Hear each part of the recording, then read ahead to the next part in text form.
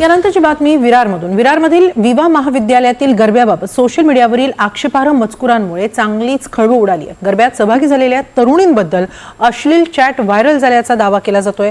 तिकडे मीरा रोडमध्येही गरब्यात अंडी फेकल्याचा प्रकार समोर आलाय। त्यावरून जोरदार राजकारणही सुरू झालंय।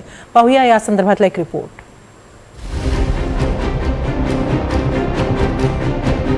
नवरात्रोत्सवानिमित्त गरब्यात तरुणाई चांगलीच थिरकते आहे, पण या गरब्यावरून मोठं राजकारण आणि राडा पाहायला मिळतोय। गरब्यात आधार कार्ड बघून फक्त हिंदूंनाच प्रवेश द्यावा अशी भूमिका विश्व हिंदू परिषदेने घेतली होती। त्यामागे लव जिहादचा मुद्दाही हिंदुत्ववादी संघटनांनी मांडला होता।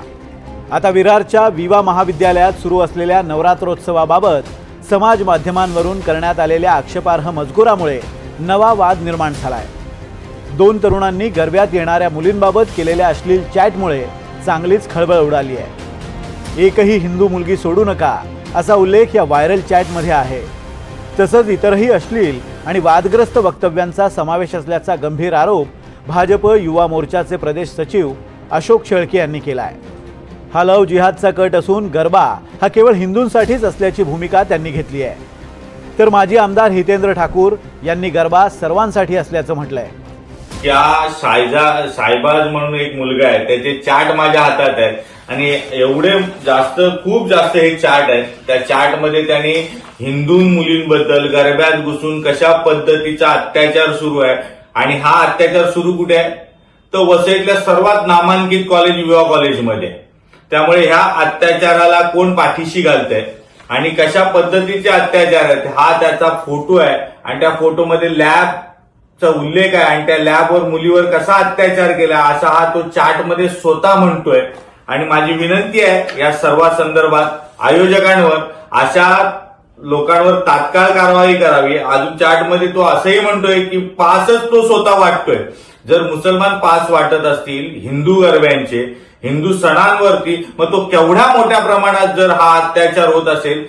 पहिली गोष्ट, तो विवा कॉलेजचा काही संबंध नाही। आपल्या ग्राउंडवर गुजराती मित्रमंडळ आणि U238 अशी विद्यार्थ्यांची एक संघटना आहे, ते मिळून गरबा करतायत।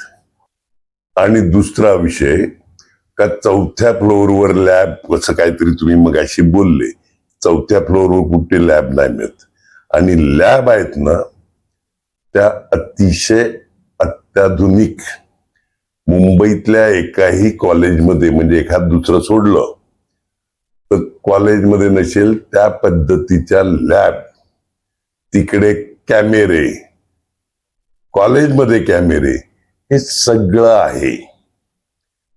या ज्या गाढवानी आरोप केलेत त्या गाढवानी येऊन पहिला कॉलेज बघावं। या प्रकरणात विवा महाविद्यालय प्रशासनाकडून तात्काळ भूमिका घेत पोलीस ठाण्यात तक्रार दाखल करण्यात आली। पोलिसांनी तातडीनं कारवाई करत दोन आरोपींपैकी एका अल्पवयीन आरोपीला ताब्यात घेतलंय। पार्ट ऑफ इन्वेस्टिगेशन उसको जो दूसरा विद्यार्थी है या फिर दूसरा जो अकाउंट होल्डर है तो उसको आइडेंटिफाई करने का काम चालू है। सर, लोगों को क्या आह्वान करना चाहिए?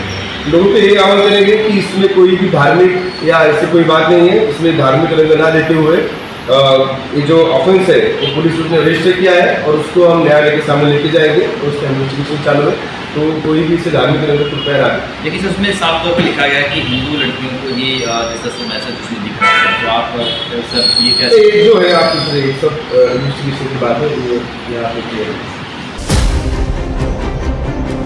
तर तिकडे मीरा रोड पूर्वेच्या काशीगाव परिसरातील JP नॉर्थ गार्डन सिटी या नामांकित सोसायटीमधील गरब्यातही एक धक्कादायक प्रकार समोर आलाय। रविवारी रात्री 11:30 वाजता गरबा सुरू असताना एका व्यक्तीनं वरच्या मजल्यावरून अंडी फेकल्यानं नागरिकांमध्ये संतापाची लाट उसळली आहे। मिळालेल्या माहितीनुसार गरबा सुरू असताना एक व्यक्ती हातात मोबाईल घेऊन आली आणि आवाजाची मर्यादा मोजू लागली। गरबा खेळणाऱ्या लोकांचे व्हिडिओ काढून पोलिसांना दाखवले आणि त्याच व्यक्तीनं 16व्या मजल्यावरून काहीतरी खाली फेकल्याचं तिथल्या लोकांनी पाहिल्याचा दावा केला जातोय।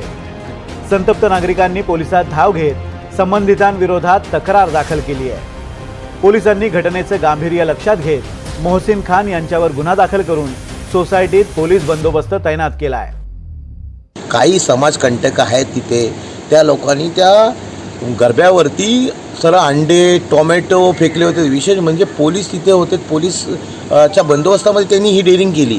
तर त्यानंतर मी पोलिसांना सांगितलं, ACP साहेबांना फोन केला, मी सिनियर साहेबांना फोन केला की साहेब म्हणलं जे काय घडले सगळ्या पोलिसांच्या समोर घडलेलं आहे तर त्यांच्यावरती कारवाई करा.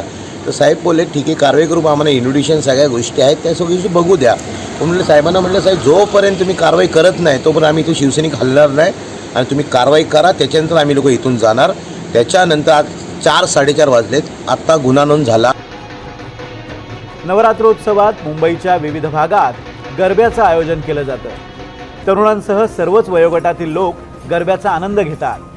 मात्र गरब्यावरून जोरदार राजकारण आणि धार्मिक तेढ वाढवण्याचे प्रकारच अधिक होत असल्याचं सध्या तरी पाहायला मिळतंय.